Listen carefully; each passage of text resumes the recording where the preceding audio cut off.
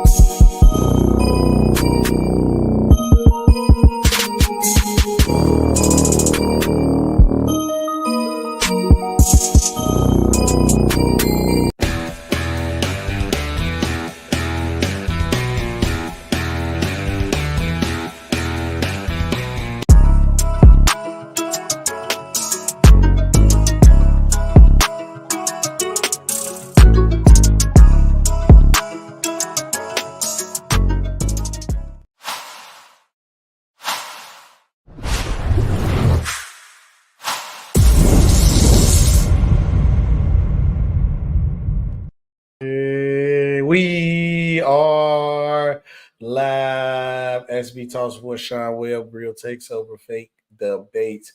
It is Monday. Feels like a Monday. It definitely does. Feels like a Monday. Monday question mark. Yeah. Monday question mark.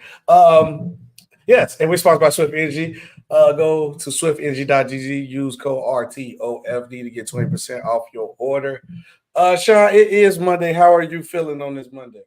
Doing good, SB. How you doing, brother? I'm doing good today. Finished dad duty, so now I'm off the hook for the moment. I started to feel my age a little bit yesterday because we're going to talk about it later in the show. We had a fantasy draft set up. Grandpa went to sleep. I was tired. Grandpa was up all day. Grandpa came home. I set it up. I'm going to the street. I'm like, all right, let's go. I woke up with a bad team, man. So we definitely got to talk about that. Salute to the chat. Salute Bang in the building. Salute Tiffany as always in the chat. We got a lot of things to discuss, Sean, especially with the football, with the preseason stuff going on. But I actually want to get into the NBA first because there's a lot of things that happen. So obviously with the Team USA situation, you know, we get to see Steph, KD, LeBron, you know, all especially Steph and LeBron play together, which they did look pretty great. And they did look fantastic. LeBron still looked young. Like he looked, I ain't gonna say look young, but he looked like he still had it. Curry looked like the greatest shooter of all time. KD looked like one of the greatest scorers of all time. But we also know when they come in Team USA, sometimes you build bonds with certain players, and especially in this era where team people like friend, like they put more publicly they're everybody cool. Everybody been cool. All that lies like Jordan in the air, they didn't like each other. That was lies. They was all cool. But now with this era, they actually like show it straightforward up front. Then they brought the rumor of course, LeBron and Steph linking up together, LeBron and Steph getting on the same team. Well, y'all can end the rumors right now. Rich Paul reportedly shuts down the Warriors letting LeBron James. He said for good reason. We'll go to the quote in full. League source report says the report talks between the teams. The time never got that far in large part of James' agent, Rich Paul, who was adamantly opposed to the idea of LeBron James swapping to Southern California for Northern California. Sources say Paul and both teams need to scrap that concept, despite owner-to-owner dialogue between the Warriors' Joe Lacob and the Lakers' Jenny Buss, and Green determined to lobby James' push for a relocation to the Bay Area, largely because he did not want him to go there, largely because he wanted to insulate James from potential backlash over switching teams for the fourth time in his career. What is your response to that? I mean, if this is Rich Paul, you know, basically, you know, playing the PR game, okay. But I'd like to remind people the agent works for the player, not the other way around. So if the player wants something to happen, the agent is the one who is supposed to go out and try to make that happen. So I'm not saying that Rich Paul, obviously Rich and LeBron have a very close relationship outside of agent player. They obviously are very, very close. They're friends. They're basically brothers. That Rich, advises him on things. Of course, that's part of their relationship and their bond. But ultimately, LeBron James controls LeBron James. Nobody controls LeBron James. So if LeBron James wanted to change teams, then that's likely what would have happened. So I get that they have to, create some fodder and some things to talk about during the this offseason.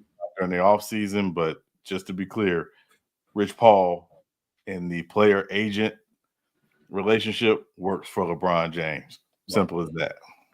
For me, the reaction salute, and probably Jeff.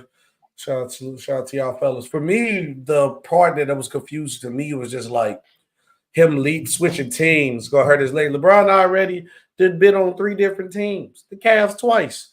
And one thing I do say about like LeBron that can nobody take away from him is that LeBron never asked for a trade at all throughout his career. Every time LeBron left for a team, he was a free agent and was free to go where he wanted. That's the point of you being a free agent. So you went about it the right way.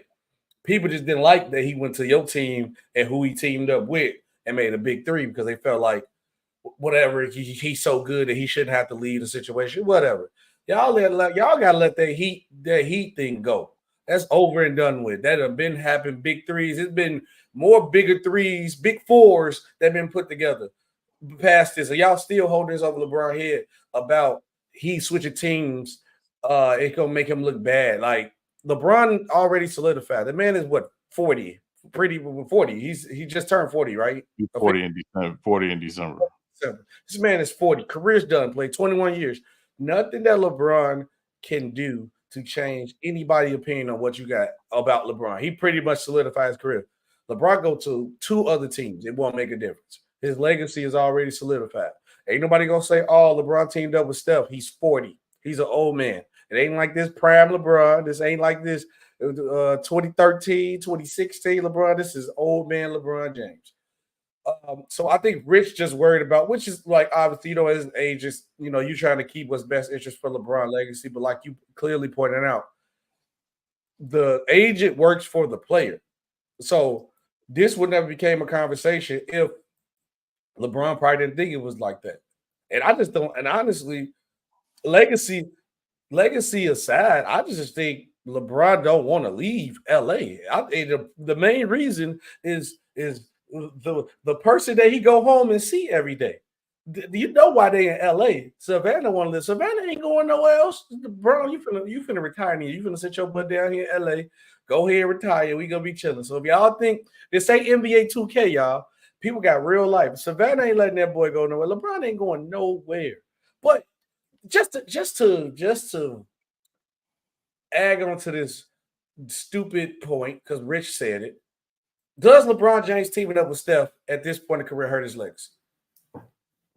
To you, I don't know. I really don't know, because I never thought of it as a real possibility. Right? I never saw it as a real possibility. Not at this juncture. Had this been 10 years ago, yeah, we talking. Now, that's crazy. But today, this late in the game, no, I just never saw it as a real possibility. Again, it sounds nice, and I know in the era of player movement and player mobility that it's great to talk about, but because I never saw it as a real possibility, for me, I've never given it any thought, SB, to be honest with you, at all. Me either. But because I was like, obviously, everybody see LeBron and stuff. Who would the other wish they was balling in the Olympics? But I said this during one show we was talking about the Tatum. I think it was like 2 episodes ago. Make sure y'all go back and check it out. Where I said that, like, on a fresh day basis, like, this just one game, I'll probably take LeBron, KD, and Steph over anybody. But in an 82-game situation, LeBron James right now is not better than like a Jason Tatum or a Luka Doncic or a Jokic or those guys like that of that magnitude, because it's a different when you got to play a whole 82 instead of just playing like 10, 15 games. These 10, 15 games, I'm taking LeBron James over anybody at 40 right now. But in an 82 game span, no way. Because what y'all seen in the Olympics, Steph and LeBron ain't gonna look like Steph and LeBron during the season because LeBron probably missed 20 games because of his leg injury. Steph had shoulder problems this year. That's the point of where y'all need to see the point of you being that old when it hurts you, because 82 game season is very gruesome, and especially coming out the Olympics too that they had. AD can't stay healthy. If AD and LeBron can't stay, you think LeBron and Steph gonna stay healthy?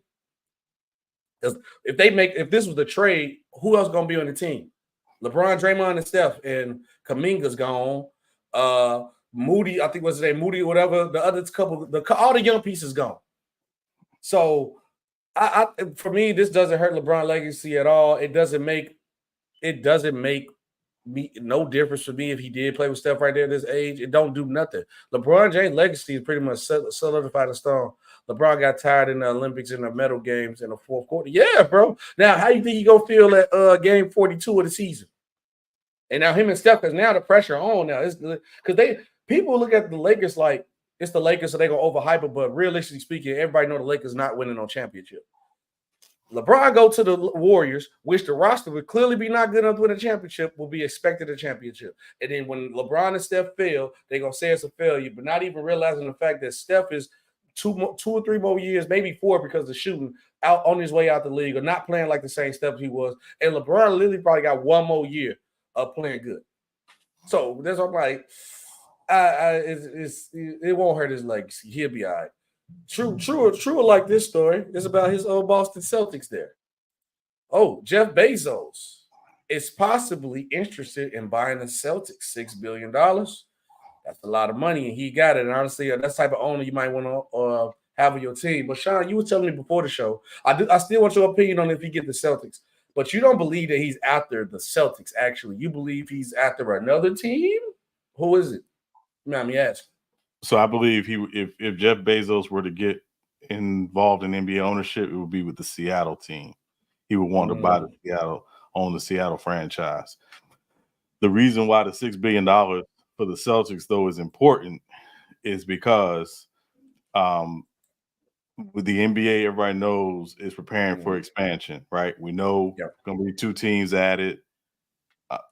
Again, pretty much everybody assumes it's going to be Seattle and Vegas. The reason why the $6 billion is important is because when they expand, the new ownership group has to pay an expansion fee. An expansion fee is generally based on the evaluation of teams, and a lot of what's looked at is how much the last team sold for. So the last team that sold was the Phoenix Suns. And Matt Ishbia paid roughly, I think, $4.2 billion for the Suns and the Mercury. So, again, we know that the valuations of these franchises are going up. The Celtics are the advantage of having a marquee franchise like the Boston Celtics on the block for sale is it's great for expansion because, again, 2 expansion teams come in. Each pays an expansion fee of $6 billion a piece. That's $12 billion. That's a lot of money. That $12 billion is split up among the other 30 teams. So each team would essentially get a check for $400 million. Right? Reinsdorf for life. Yeah, every team would, right? I don't care who they are. Every team would like it. So, and also it also helps the NBA make up for the lost revenues that happened during COVID, which is, again, why expansion was even more put on the table. I don't think Jeff Bezos, it's again, if he's interested, that's fine. I don't think it'll be the Celtics. I think it's gonna be Seattle. But I do. Why they Seattle saying? Do he got like ties to Seattle or something? Well, Amazon is headquartered in Seattle.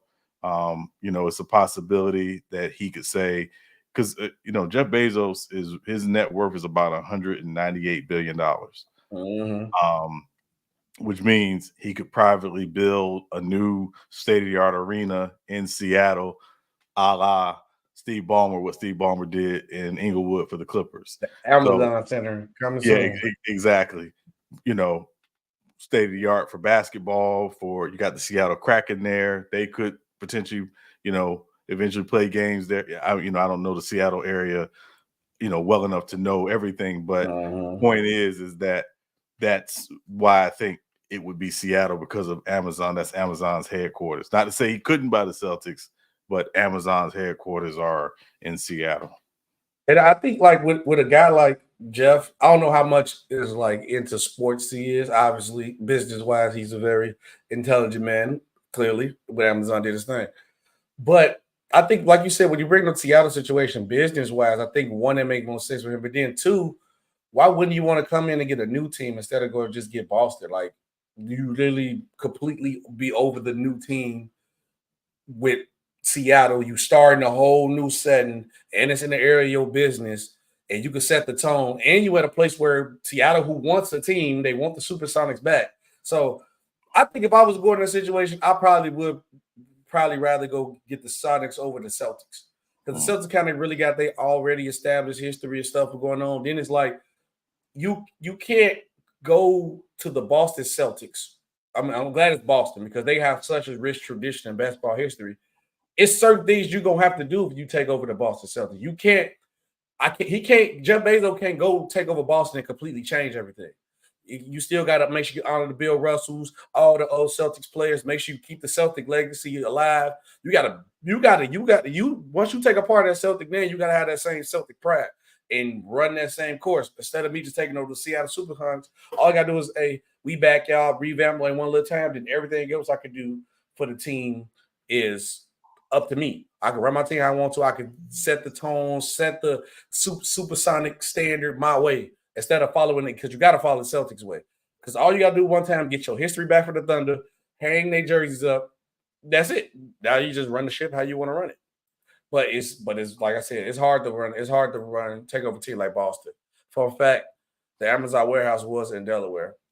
I mean, it's a possibility, because Sean hit it on the head with that point, because I think any team that he going to want to take over, I guarantee you one of the major headquarters of Amazon going to be in that city. That makes his job easier for him, because now what if, like Sean said, it's in Seattle, he go all the way to Boston. And so this would be a back and forth trip to Seattle and Boston probably from time to time. Or I could just take over the team in Seattle and put it right next to the office too. I could walk to the center from the office. But it's either way it goes. But I agree with you, Sean. If I was him, I'm buying Seattle Supersonics. The same way like LeBron, like trying to get Vegas. Them two cities is the hottest place to get a team right now. I would rather take over a new team in those cities than take over any old team. I don't care what old team it is. It could even be the Lakers. Crazy saying that. I'd rather take over a new team. But speaking of a Boston Celtics, I had a little theory, Sean, and tell me if I'm wrong for thinking about this. I think this Boston Celtics team has been the most disrespected champion ever. Ever. I never seen, like, even we just seen with the Nuggets when they won. Jokic was praised highly, best player in the league. This team can repeat again. We real serious. We think this team could be the next Spurs dynasty, talking about them like that. Boston win. Obviously, controversy happened with the best player situation, even though we all know it's still Jason Tatum, but Jaylen Brown went off and did a great job, because Boston actually was an all-around great team. But, with the media, the narratives that people push, people don't acknowledge that. They tell me that they want that in the NBA, but when you actually get that, you don't like it. Now, Jason Tatum not the best player on the team. Jason Tatum ain't a top 10 player no more. Then Jason Tatum goes to the Olympics, who added more fuel to the fire by Steve Kerr put him in and out of rotations. Manager Sean, you already talked about this. Basketball-wise, it made sense. But everybody getting on TV or even on these podcasts complain that why Tatum not playing, because it's disrespect to him. He was just the champion. He's this. He been this in the league, this in the league. Instead of just saying, oh, basketball-wise, it don't make sense for him to play in this situation, which it did against Serbia. Nobody talk about that. People talk about because he won a championship. Then that sparked the dumb narrative. Then next thing you go, now you get Jaylen Brown. Now you can say it could be politics to player, but now it's like, how does the final MVP don't make the roster? That's a whole nother narrative. Now you got Jason Tatum talking about it was humbling and challenging for him to deal with this. And I think Jason Tatum is going to be on a revenge tour. And now you got Jaylen Brown underwater, dribbling the ball, working out. And I think he's going to be on a revenge tour. This is the first time where the champions, I feel like they're going to come in this season as the hunters, and not the prey because of all this offseason drama. But am I wrong for feeling that the Boston Celtics are the most disrespected champions ever? I mean, it's still. I mean, it's we less than 2 months, or a little over 2 months from them winning the championship. I don't want to say most disrespected champion ever, because I think, again, from ESB, the way I look at it is Jason Tatum had a great offseason, right? He did. There's not an NBA player in my mind that's had a better last 2 months or 2.5 months than Jason Tatum, even with the Olympics. Jason Tatum signed the biggest contract in NBA history. Mm-hmm. Jason Tatum welcomed a second child with LMA. Lucky. And light skin man, he a problem, man. He a problem. My boy, a problem. That light skin man a problem, man. Jason Tatum and Jaylen Brown both got championship rings coming to them in a city where, when you win a championship, you are forever held up. Mm-hmm. So, to me, nobody had a better offseason or a better last couple months from an NBA perspective than Jason Tatum. I don't want to say disrespected. I think what happens for me, SB, is it's a result of how good the Celtics team is, how well built that team is. It's a good team. Ultimately, they are the defending champs, and they got a good chance to come back out and win another one. But they're the defending champs. And until somebody knocks them out, they're the champs. So I don't believe, in my view, SB, that they're being disrespected. I just think people are have spent a lot of time conflating NBA with international. And that is the bigger issue. At the end of the day, ultimately, Celtics are the champs. Nobody can take that away from them. They've done something not every great player gets a chance to do and has done. So ultimately, I don't think they expect it. And I also think this definitely played another part of the breaking up Tatum and Brown thing, because I think a revenge tour is coming. But Sean, if you really go look at this Boston Celtic team and duo, or just say Brown and Tatum duo, they have been very successful early in their career. Right. They've been like Jason Tatum from year one has been like in and out the Eastern Conference Finals. A lot of people can't even say they consistently made it that far and made it to a finals appearance. These guys both got conference finals MVPs, got 2 conference championships, 2 finals appearances, one got a finals MVP. And honestly, you could have really rewarded it to the whole team. Being a competitive team, who you know, or even a duo that came in as when they got together. I think Jaylen Brown came a year before, so I'm saying rookies or a year apart rookies. From day one, they was competing for a championship. You could technically, to make it to the East Conference Finals, you competing for a championship. To me, it's unheard of. It's unheard of. Yeah. Honestly. And they trying to break this duo up. And honestly, I think all this drama is pushing them two together. And I think the revenge tour is coming, because when Tatum go to play the Warriors, I guarantee you, Sean, they're gonna make sure he drops 40. I guarantee you, when Jaylen Brown play the Lakers, I guarantee you're gonna see 35 or 40. I think I don't want to put too much pressure on them, but don't be surprised you see a 15 plus, maybe 20 plus win streak season this year with the Celtics. So my thing is, SB, with that is, I understand people are going to say, oh, he's going to use this against the Warriors and blah, blah, blah. The best way to have a revenge tour is to win as many possible games as you can, right? Mm-hmm. Show the league, hey, you know what? We were the champs last year. We're better this year. And I'm going to use a team that you're familiar with very, very well. The 92 Bulls, after winning in 91, came back better. They were better. Some people consider that the best team of that Bulls run. You could argue that. You could argue it, but they came back better, right? They came back hungry for more. That's the key. is hungry for more. June is behind us. June gone. So let's get ready for June 2025, but it starts in training camp and obviously, in October when the season starts. So that will be the big thing is, come back hungry for more. Yeah. And I think, like I said, I would have thought, he said they've been trying to break up Tatum Brown for years. Tatum Brown, which they show. I didn't hear. Only time this is when I said I know that Tatum was with that drama and he about him not playing. He was really mad. He was legitimately mad because we kept hearing it come out. When Jaylen Brown won a Finals MVP, we didn't hear nothing. So that is true that they only care about winning because I haven't heard not one peep or one concern that it was any cracks in their armor or their friendship over Jaylen Brown winning the Finals MVP.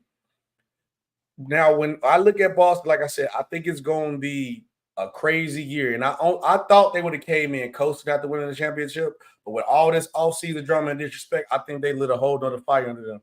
And sometimes you don't want to do that. Only thing that I think could stop this Boston team from getting to the finals is injuries. That's it. I think they're straight to the finals next year. Now, do they win? It depends on who get there because you still got Denver who's gonna come back, even though they lost a couple pieces. You still got the Timberwolves. I still believe in the Timberwolves. Ja Morant gonna be back with the Grizzlies. Dallas too. Dallas can make a return too. So that's where the tough part comes in. Hey, I'm trying to say this year, and I'm dead serious. Now, Oklahoma City is my dark horse to come out the West. Oklahoma City is my dark horse to come out the West. I think Shea is going to go off for another great year. Chet going to look much better this year. Okay, I would not want to play OKC in the playoffs. Any team that I could avoid, I want to avoid OKC. I expect MVP Shea again this year. Yeah. Denver has been on the decline since winning the champ. But let me know what you guys think about that. What is Jason Tatum and Jaylen Brown revenge tour going to look like? Comment under the video when you're done and make sure you guys like. But let's go to football for a second, Sean. Have you ever woke up or you had a boss or somebody? Well, I don't know how to even say this. Just somebody just calling you trash every time you do something. You got your coach. You wake up, you trash. You trash. Oh, man, you didn't run that route right. You trash. You trash. Well, allegedly, Tua said that happened to him when Brian Flores was a coach because I guess they were trying to he was on the Dan Le Batard show. They asked him to compare the difference from Flores and McDaniels. Besides McDaniels being high all the time, he said, to put it in simple terms, if you woke up every morning and I told you that you sucked at what you did, that you don't belong doing what you do, that you shouldn't be here, that this guy should be here, that you haven't earned this right. Tua said this on the Dan Le Batard show, and he also quoted saying, and then you have somebody to come in and tell you, dude, you are the best fit for this. You are accurate. You are the best at whatever. You are this. You are that. And that's pretty much, he said, what McDaniel told him. So he pretty much getting the opposites of each side. So, Sean, you actually told me something deep down, and I forgot about this, about Flores. But what's your opinion on this situation? And tell me, you said you know why this happened to him. Why? SB, what coaching tree does Brian Flores come from? We were just talking about a place in Boston, Bill Belichick. Bill Belichick. Mm-hmm. This is the cloth that Brian Flores is cut from. I mean, it makes sense now when you realize Bill Belichick. Now, also, here's the other side of it, right? And I think there's a lot of layers to this story that I think need to be understood. It's a little surprising for me because Tua played under Nick Saban at Alabama. Mm-hmm. Now, Nick Saban is more of a defensive guy, but obviously he's the head coach, so he has his hands all over the team. Yes. I don't know what his relationship was like with Tua, but by all accounts, Nick Saban is one of the he coaches you very tough. Mm-hmm. Right. I see clips of him raging on players. Right. And it used to be worse. Mm-hmm. So fast forward, Tua goes to Miami under Brian Flores. Brian Flores comes from the Belichick coaching tree, spent his entire coaching and scouting career in New England, right? He gets Tua, and this is how he coaches him. He coaches him hard. And is this true? Yeah, I mean that's that's Belichick. Like, no, calling the gold trash is crazy. Because let's. So let me say this, SB, because I know this is a very interesting conversation we're having, right? Mm-hmm. The thing about coaching is often people will focus on how somebody's saying something as opposed to why they're saying something. Right? Okay. There are coaches who will tell you are the worst thing they've ever seen in their life. Yada, yada, yada. And why did we pick you? And, why are you even on this team? And, some of it is to get you some thicker skin. Some of it is to toughen you up. Some of it is you have to get better. Right. Greg Popovich was notorious for that, but he did it to everyone. So if he yells at Tim Duncan, if he jumps on Tim Duncan, who, and we're not talking about, a trash player. We're talking about one of the greatest players ever. Greatest power forward of all time. How can the person who's the 12th person on the bench be offended when Popovich jumps on you? So, this is not a slight to Tua. I'm not a huge Tua fan, just to be clear. I think he is a little soft in terms of how he responds to certain things. And, perhaps, Mike McDaniel wanted, someone, or he wanted someone who was going to come in and kind of pat him on the back and blah, blah, blah. But, and I'm not going to get into, there might be some cultural things there because Brian Flores is from Brownsville, Brooklyn. He is tough. That is what it is. He is tough. There's no nonsense with him. But I got a question though. Is it a way to like understand, maybe even though you are like the hard type of coach, like how Belichick was, but when is it a time to like turn it off and change it if you feel like that style isn't getting to your player? Or you just gonna if he can't fit my way, then don't worry about it then. Or you just throw him to the side? I mean, I would say the growth of coaching is you figure out there are moments you have to do that versus not. But I've always said, and you know this as a parent, it's easier to be strict and to lighten up versus to be very light and then have to get strict. So a lot of times you're coming in, you're establishing this foundation. The foundation is this is the way we play. This is the way it is. If you don't like it, you're not gonna make it here. Very simply. Now, that's not to say there shouldn't be some leeway, and certainly once you understand people's personalities and how they respond to certain things, you may change some things up, but and also, and again, my belief is that organization did not want Tua that year. They wanted Joe Burrow. They were actively trying to trade up with Cincinnati to get that first pick. Cincinnati said, no, we're taking Burrow. Hometown kid, you weren't gonna get that one. Yeah. So, and then obviously, as we talked about, SB, if you look at the first 2 years of Tua compared it to the first 2 years of Herbert, there was question. Hey, did the Dolphins take the right person? Because look at his rookie year versus Tua's in his second year versus So I just think there's a there's a little bit more there, and also let's also not forget that Brian Flores currently has a lawsuit against the NFL. One of the main people in that lawsuit is the Miami Dolphins. Notice Tua didn't start talking until he signed that contract. Conspiracy theory, I like it. Hold on.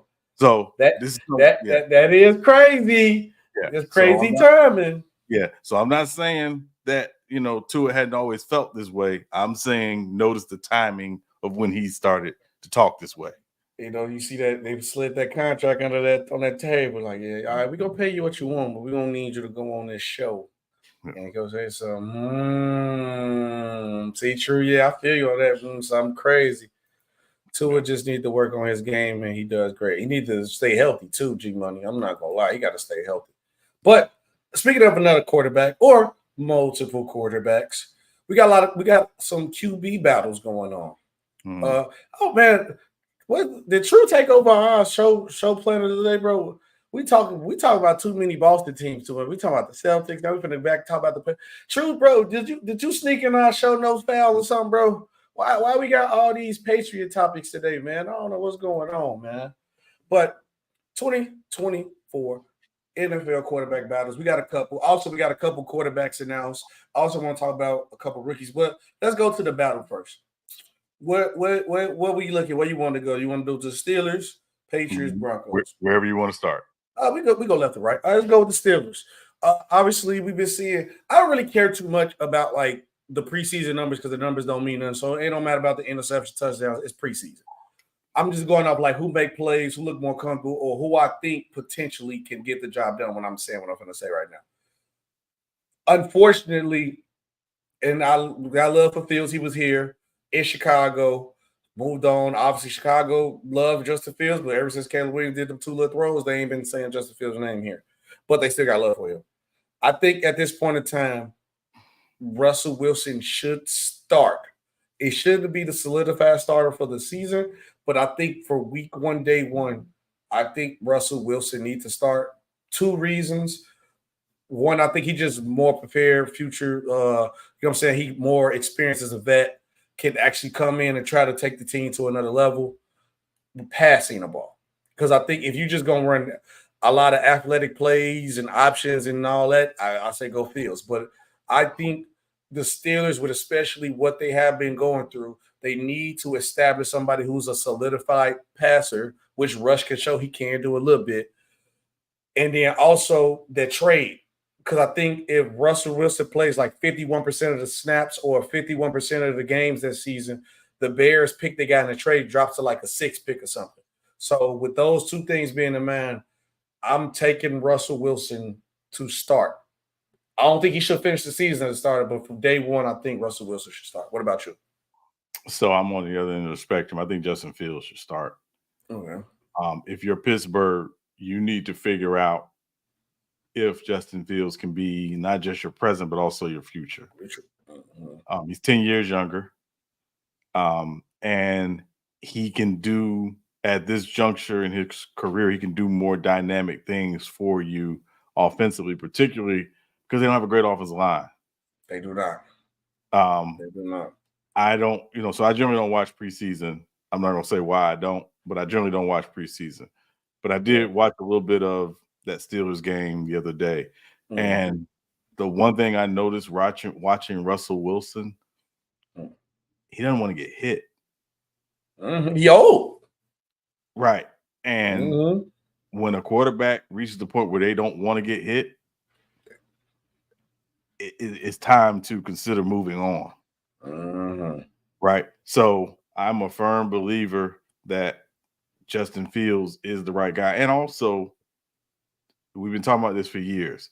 What made Russell Wilson elite in Seattle was 2 things.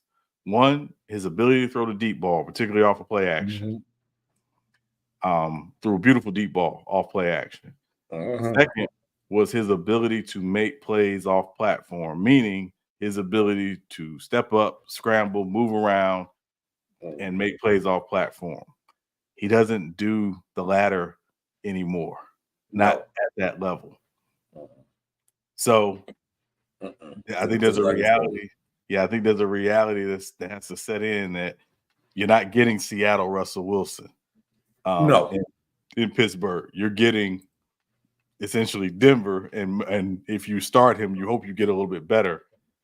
But I think Justin Fields, just by virtue of the division, and when you look at that division, you need to see if can this guy be our future? He's not perfect. You know, he has flaws, but Still there's raw. some things he can do dynamically that I think would benefit Pittsburgh more than Russell Wilson at this juncture. So I think Justin Fields should be the starter. Now, again, it seems like Mike Tomlin is leaning more towards Russell Wilson because he wants the veteran and blah, blah, blah.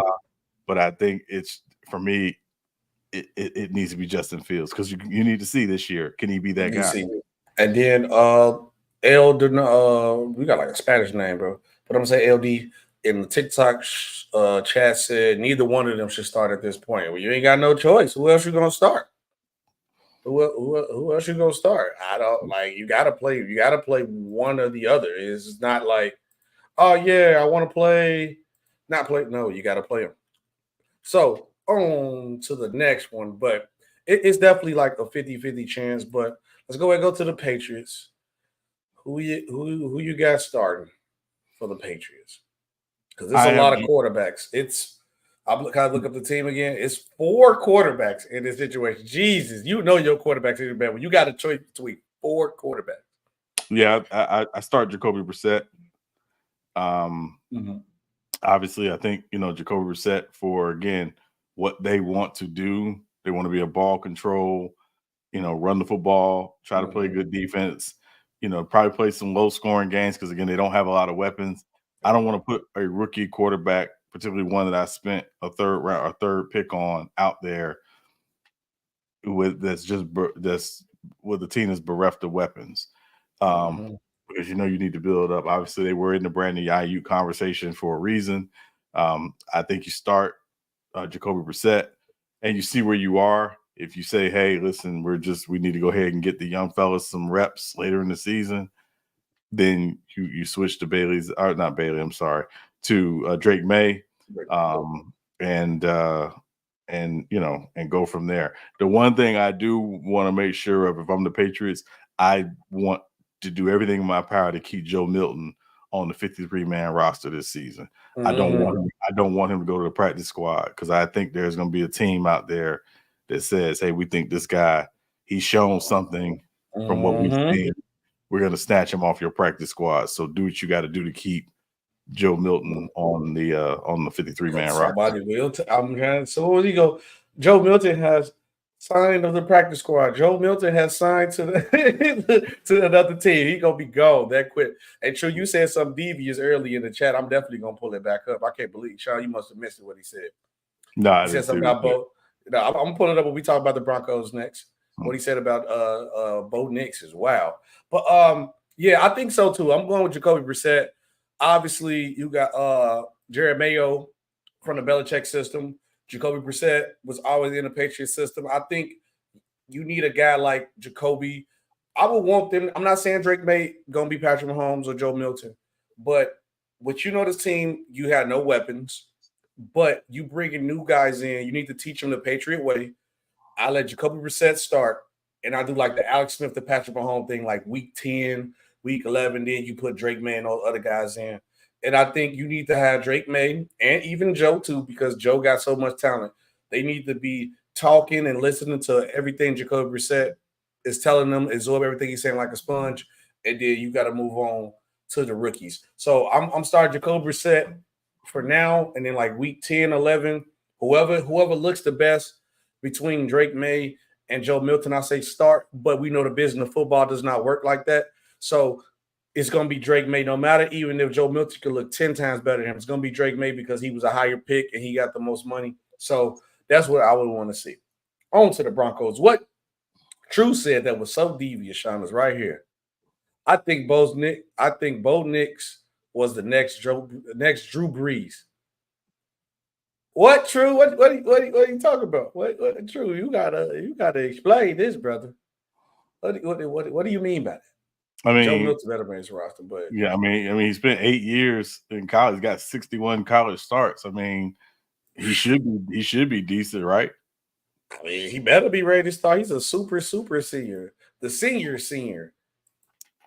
Yeah, but who you got starting? I don't think he the next Drew Brees, like True talk about. But yeah. I definitely got Bo Nix starting. I was a little bit wrong. I was wrong for laughing at them for taking him, but I mean, when you stay in college for like 10 years, you should be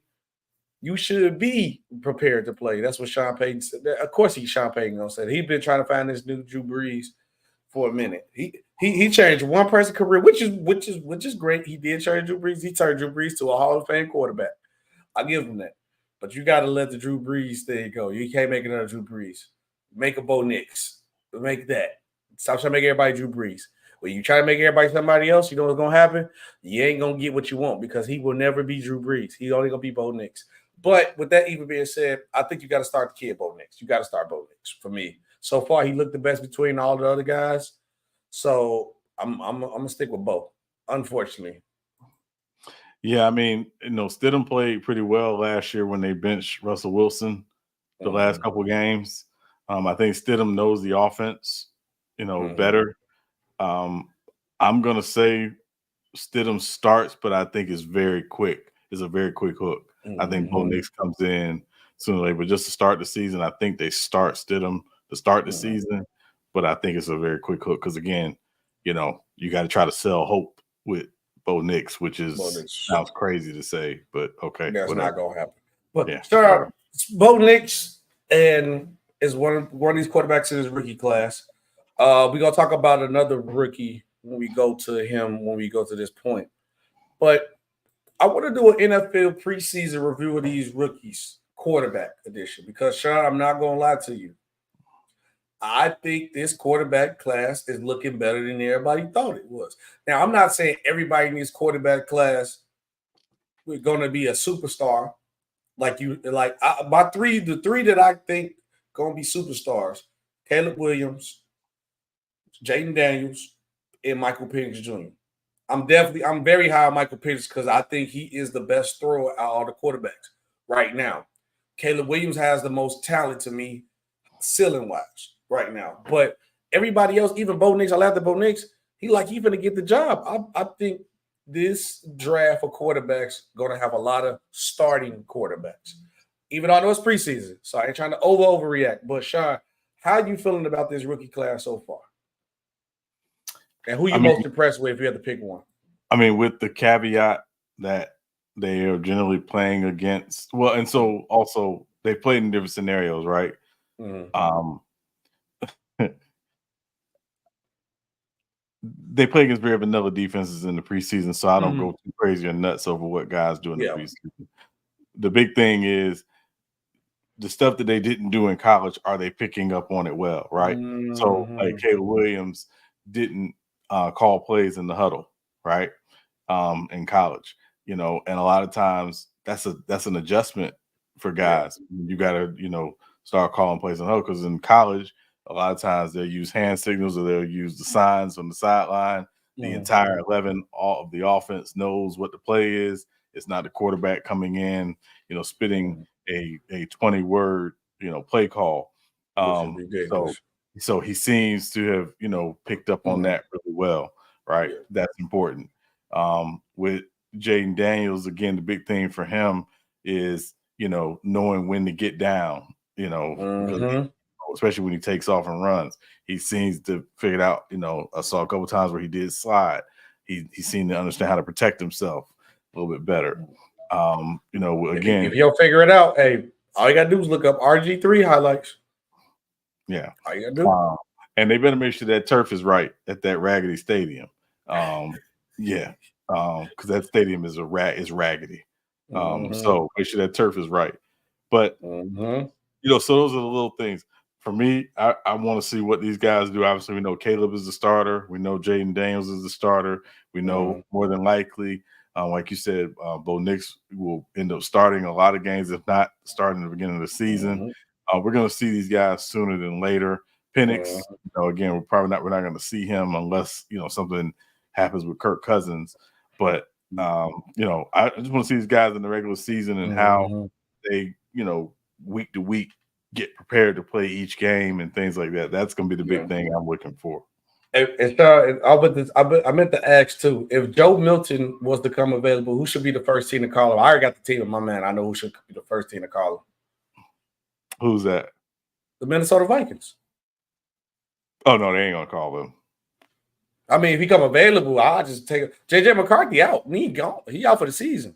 Yeah, but see, the problem is say if Joe Milton comes in and balls out, then you're in a crazy situation next year with JJ McCarthy coming back. So they're not going to do anything in Minnesota to ruin JJ's confidence or anything like that. They want him to know he is the man when he comes back healthy, presumably next season. So who you got there? Well, I was it's between that or like the Raiders, but I think the Raiders tanking this year for a quarterback the next draft. I think the Raiders will make a lot of sense because they have Gardner Minshew and they have AOC, which means they don't really So yeah, and then also you did bring up that Commander's name, Jayden Daniels, starter for Week 1. I'm not shocked. I'm not shocked. I'm not shocked at all. Yeah, and then also the Raiders announced, you just brought up too, Gardner Minshew is the starter for Week 1. Oh, happy day! When do we play the Raiders? Oh man, that's gonna be. Wait, let me check the schedule. Let me charge the schedule. When do we play the Raiders? Because we finna go. But yeah, September. Oh, we got them. First game of the season. Oh yes, Lord. 50 piece spicy nugget coming your way. Oh yeah, I love to hear that. But it'll keep on going on, Sean. Tiki Barber had an outrageous Daniel Jones over Dak Prescott take. I mean, look, bro, I ain't gonna even waste your time playing it. I played Sean already. He pretty much said he will take Daniel Jones over Dak Prescott 100 out of 100 times, any time out the day. The co-host of the show was like, "Is you going off last season or career? Because career, I'm taking Dak. I don't care. Imagine, I talk a lot of smack about the Cowboys, Sean. It's my favorite pastime when it comes to football to talk smack about the Cowboys. I can tell you for any money in the world, I will never pick Daniel Jones over Dak Prescott. Daniel Jones is nowhere near close of a quarterback as Dak Prescott. Like, he can't throw like Dak Prescott at all. He can't even read the offense like Dak Prescott at all. He can't even run right. When he had to take off an option play, he fell at the 2-yard line. Then get this man up out of here. No, Daniel Jones is garbage. Garbage. And it's funny how everybody got all this little kind of hype Danny Dimes up. I don't want nobody to lose their job, but he made millions of dollars already. He's fine. Daniel Jones will not be starting for the Giants by the end of this season. Daniel Jones will probably be on another team next season. Daniel Jones is – you better hope Dak Prescott don't come take his job, honestly. But you see the video, but how do you feel about Tiki Barber saying that? I think Tiki is trying to build goodwill with the Giants fans that he stomped on the moment he left the franchise. But he did. That's all it is, because this makes zero football sense on any level. I don't even know if Daniel Jones' mama would take him as a quarterback. So, come on, man. We're not doing that. No, come on, man. Yeah, it's literally just to get us to talk about it. Yeah, like, come on, man. This dude's, we know what Daniel Jones is, right? Trash. So Giants, there's not a single Giants fan who cannot wait to get rid of Daniel Jones. And if they watched the preseason game the other day against the Texans, it just solidified why they cannot wait to get rid of Daniel Jones. And then we went from Danny Dimes to Danny Crimes because he's robbing y'all. Danny Dimes to Danny Crimes. I still want to know how he got the Dimes nickname. I'm still trying to figure it out. I haven't seen one from him yet. Yeah. I can't do it, man. I can't do it with this. But also, Sean, last story of the day when we was talking about this. So, me and Sean planned on having a fantasy draft stream. Grandpa over here got home and went to sleep because I was tired. I went to get ready, go to the draft. I'm like, all right, man, I got like an hour. I had called Sean like 2 hours before that because I was out doing errands and stuff. So I'm like, all right, I got like an hour. Set it up, set the stream up and everything. The stream is up. I'm like, all right, cool. Well, I got an hour. I'm like, I'm going to chill for a second. I closed my eyes, and I had an energy drink that I didn't even drink. I was supposed to drink my energy drink. Swift Energy, I'm sorry. But Closed my eyes, woke up. It was like 9:30, 10 o'clock. And I opened my phone. And I was like, oh my God, bro. I missed the draft. I was like, damn, we ain't stream. I'm like, all right, okay. It sucked that we didn't get the stream, but I'm like, let me check my team. This got to be some of the most diabolical work I ever seen in my life, Sean. Okay, so they gave me Bryce Young, Amari Cooper, who got a question mark on his name right now. I like the George Pickens. I'm cool with the Joe Mixon. Dallas Goedert, you trying to trade for him right now. They gave me the Saints defense, and I don't know if that's a good or bad thing because as much as your defense is going to be on the field, I don't know if that's a good or bad thing with your quarterback. But with what was very diabolical for me though, Sean, very diabolical. I got two Denver Broncos players on my roster. Oh, and I got a Raiders player on my roster. But you know who's that Bronco player that's on my roster, Sean? No. Both freaking Knicks. Oh yeah. So this is my punishment for getting old and I got to take a nap. I get both Knicks on my team, bro. It's looking bad, Sean. It's looking bad. What about you? How did the draft go for you in your team? Because obviously it didn't go good for me. I'm sure to look up your team right now. I got everybody I wanted except for one person, so I did pretty well.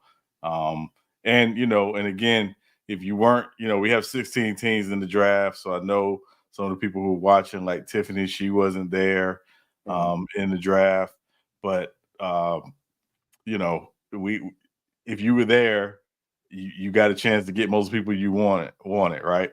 And there was some interesting strategy last night. Some people went real top heavy early.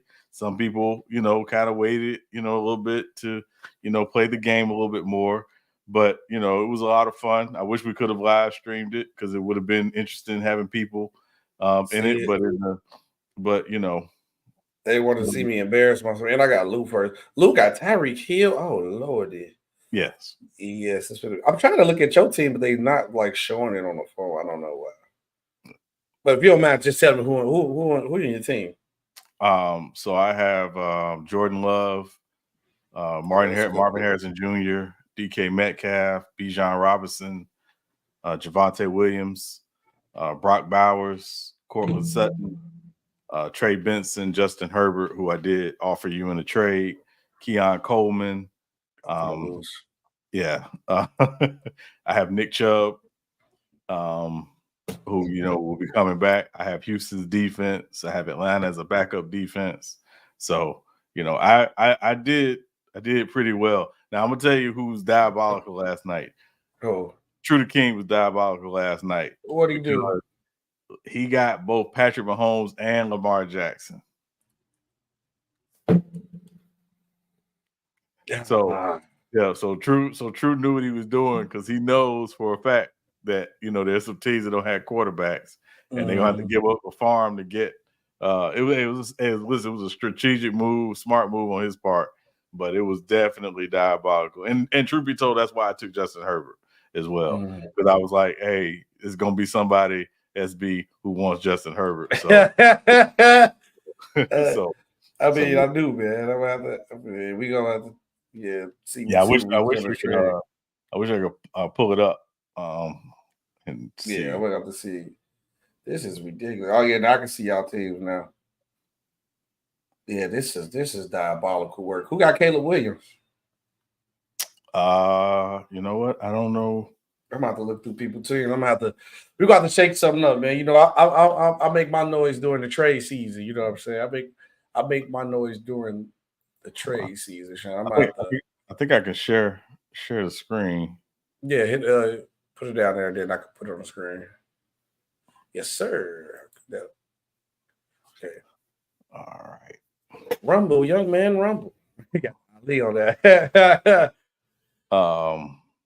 So yeah, let's look at. You want to look at the individual teams real quick. So Sturdy was not in the draft. Sturdy got this is Sturdy's team: Aaron Rodgers, DJ Moore, Jalen Waddle, Khalil Herbert, Ty Chandler, Mark Andrews, Jaden Reed, Pat Freiermuth. Yeah. What does my computer have on with me? Like, why they couldn't give me no decent players like this?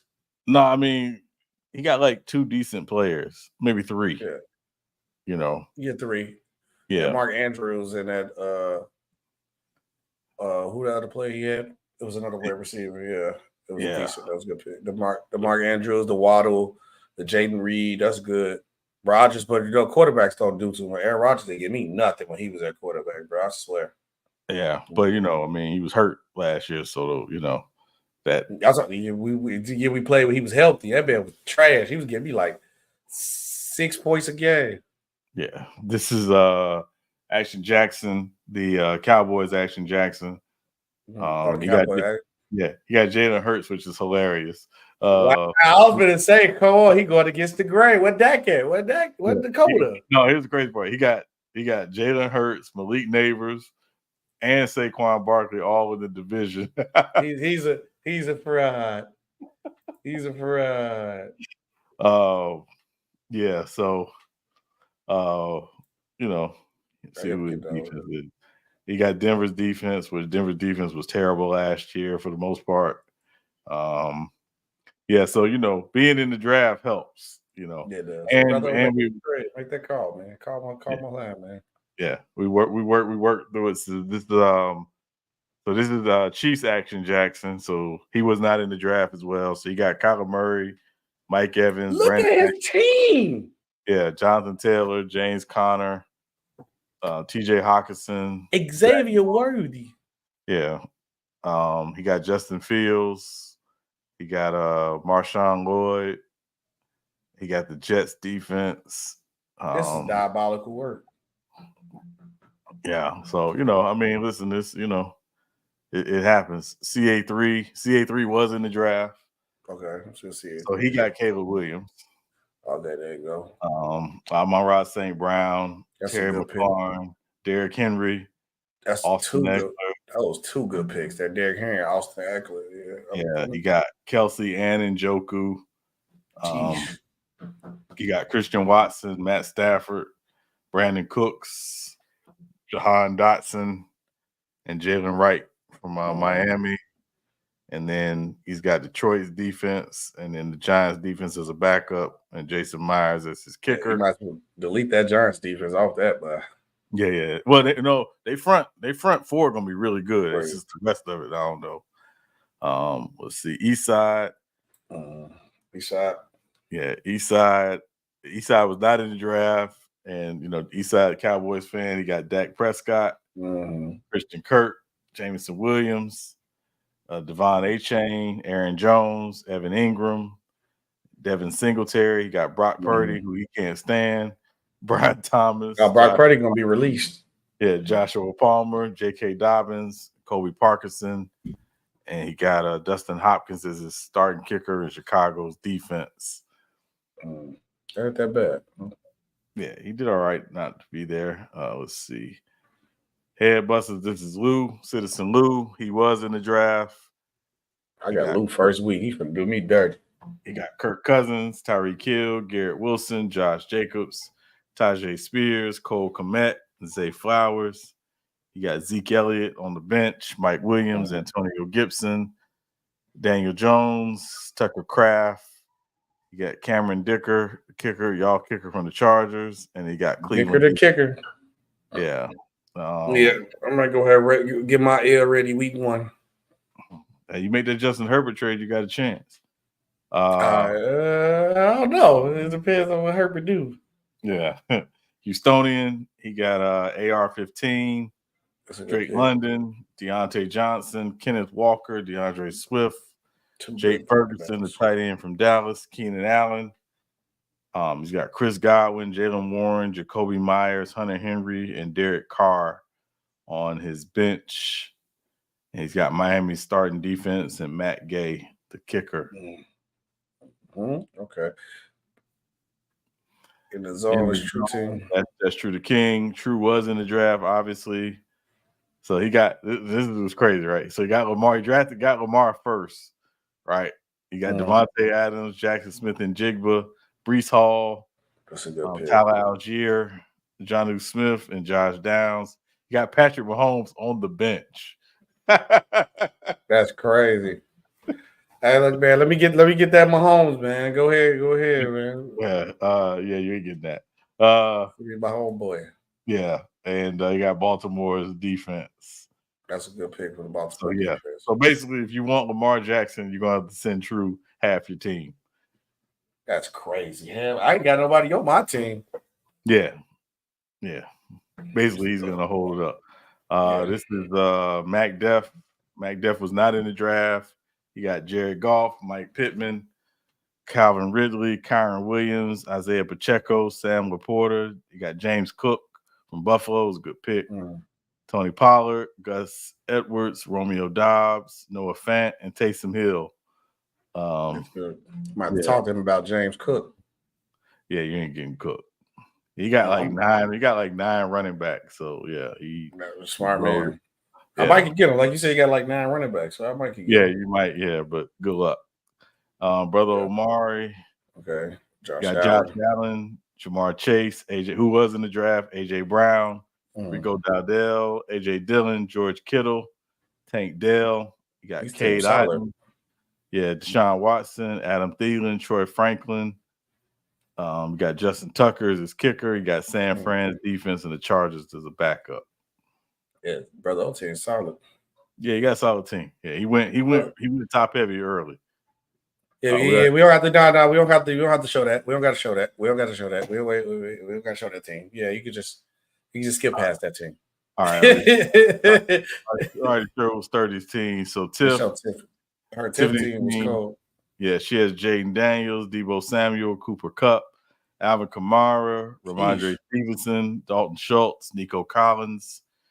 She has DeAndre Hopkins, Zach Charbonnet, Ladd McConkey, Geno Smith, and Isaiah Likely on her bench. She's got Steelers defense. And she's got the Steelers defense, which I know, personally is crushing her. But she got to do what she got to do. Yeah. And then we got Will the Millers is the king. He was in the draft. He got CJ Stroud, Justin Jefferson, Stephon Diggs, Christian McCaffrey, Chuba Hubbard, Dalton Kincaid, Jerry Jeudy. Got Baker Mayfield, Xavier Legette, Will Dissly, Ray Davis, and Kamani Vidal from the Chargers. Evan McPherson is his kicker. He's got Kansas City's defense to start and Green Bay's on the bench. I'm cooked. And last but not least, this is, of course, young boy. You got Tua, Puka Nacua, Rasheed Rice, Gibbs, and Montgomery. David Montgomery, which is crazy. Kyle Pitts, Rome Odunze. Got Najee Harris, Trevor Lawrence, Jonathan Brooks, Rashid Shaheed, and Blake Corum on his bench. You got Jason Sanders, the kicker. He's got Buffalo's defense and Philly on the bench. So that is the recap of the draft. I would have took you might have to start that Eagles defense over Buffalo. I ain't gonna lie to you, brother. But yeah, that is the recap of the draft. I'm going to cry myself to sleep tonight after I just realized I just sold myself because I want to take a nap. Just wake up at 6 in the morning, start doing everything, then finally sit down back at home and just take that one deep breath, and it was over with. It was over with. But another great episode of Real Takes Over Fake Debate, Sean. Episode 99. Who you got? I got 2 people. I got All Rise, Aaron Judge, of course. Yes, sir. All Rise. Yeah. And then, of course, the quarterback killer, Warren Sapp. Warren Sapp. I like that. Shout out Warren. Also, did you see that video of Warren Sapp when he was talking about coaching the kids and how it's like been like very inspiring? That was a beautiful moment, man. It was a beautiful moment. Shout out Warren Sapp, man. Legend. Of course, I'm always got to go All Rise. All Rise. Him. Of course, and then I gotta go Aaron Donald. You know you cold when the team asks you just to come back for a playoff. Just come back for the playoffs. Just come back for no. Let that man retire in peace. Let that man retire in peace. Also, we need to give some love to the LeBron stopper, Jay Crowder. All right, we're not doing that. The LeBron stopper. No, man. You know they like to always say somebody. Him. It's him. What's that one guy who's played for Washington with the mohawk? Deshaun Stevenson. Is it him? Deshaun Stevenson, Lance Stevenson was the LeBron stopper at one point in time. Yeah. Jayden Daniels was the LeBron stopper at one point in time. Yeah. Shout out to the LeBron stoppers out there, man. Appreciate you guys. Thanks for watching the show. And always see you guys on Friday. We are out of here.